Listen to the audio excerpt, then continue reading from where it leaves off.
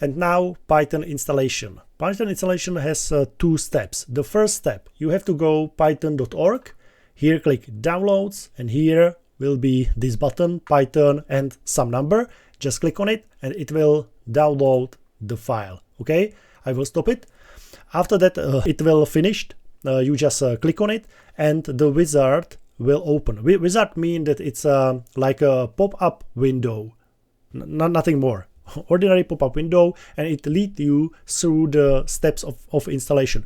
But please be very careful. The first window of the wizard will be like this. You can't, okay? You can't click on install now, okay? First thing is you need to check this option, add Python some number to pass. Click on it, check it, and after that click on install. It's very, very important. Okay, and that's it. After that you click install now, just choose next, install, and that's all.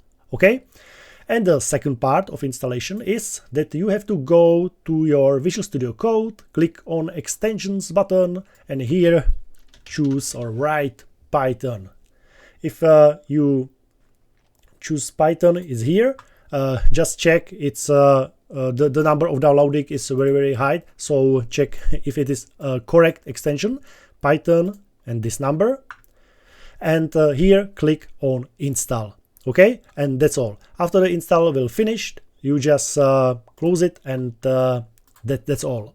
So now I would recommend you to close the VS Code, or sometimes people recommend you to restart your computer, but I hope it will be okay. You can restart your computer later if there will be some mistake with your code, but now it should be everything fine. Okay, so now if you write your first code, I will explain it later, okay?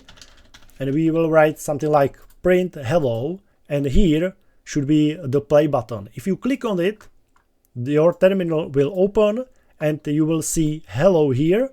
It means this text. Everything is okay, everything is working.